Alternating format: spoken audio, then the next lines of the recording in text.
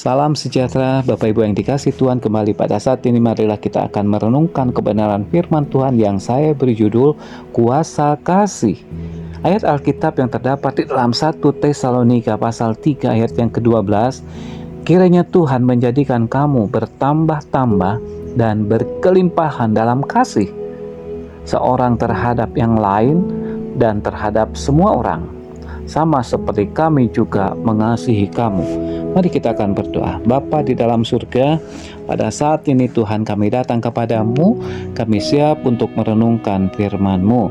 Berbicaralah Tuhan kepada kami, karena kami siap juga untuk mendengar dan melakukannya. Inilah Tuhan doa kami yang kami naikkan, hanya di dalam nama-Mu Tuhan Yesus Kristus kami berdoa. Amin. Saudara-saudara yang dikasihi oleh Tuhan Yesus Kristus, ada kata-kata mutiara yang luar biasa yang bunyinya seperti ini. Hal-hal yang paling baik dan paling indah di dunia ini tidak bisa dilihat dengan mata atau disentuh, tetapi dirasakan dengan hati. Saudara mungkin pernah membaca kata mutiara yang sangat menyentuh hati tersebut.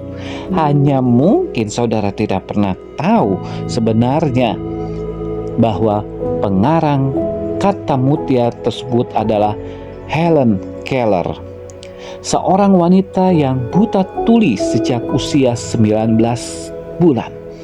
Karena cacat itulah Helen bertumbuh menjadi anak yang susah diatur. Dia tidak bisa melihat, dia tidak bisa mendengar suara apapun, dia tak bisa berkomunikasi dengan dunia sekitarnya.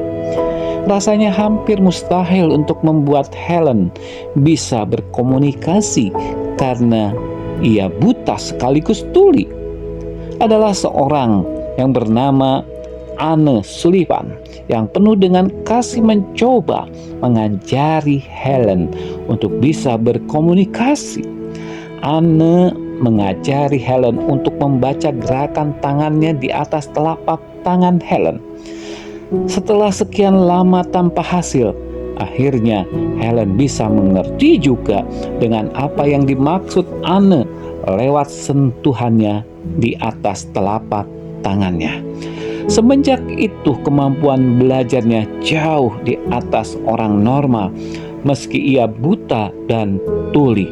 Sampai hari ini kita mengenal Helen Keller sebagai seorang pembicara yang luar biasa, menjadi berkat bagi banyak orang, dan jasanya terus dikenang sampai sekarang. Meski namanya jarang dibicarakan, saya sangat salut dengan nama Anne Sullivan. Mengajari orang buta tuli bukan hal yang mudah dan rasanya juga mustahil. Namun karena ia didorong oleh kasih, maka tak ada kata menyerah atau putus asa. Bahkan akhirnya hal yang tidak mungkin menjadi mungkin. Kasihlah yang pada akhirnya mengubah kehidupan seseorang. Kasih membuat perilaku semua bisa berubah, termasuk perilaku suami yang berubah, bukan omelan.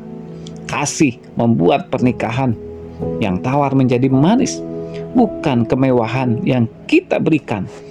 Kasih membuat anak-anak kita menjadi taat, bukan hadiah-hadiah yang kita berikan.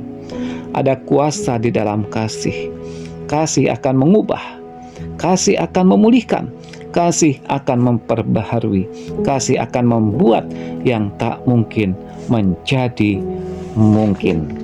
Inilah yang terjadi terhadap seorang yang namanya Helen Keller.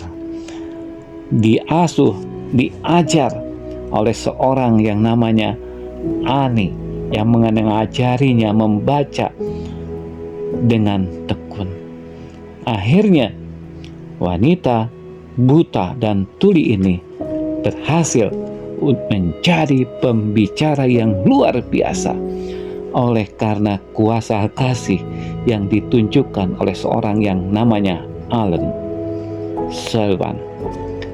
Mari kita akan berdoa. Bapa di dalam surga, terima kasih kuasa kasih sungguh-sungguh membuat mujizat terjadi.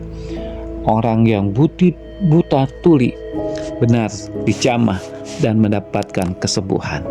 Terima kasih Tuhan. Kami bersyukur dan kami menaikkan doa ini hanya di dalam nama-Mu Tuhan Yesus Kristus kami berdoa. Amin.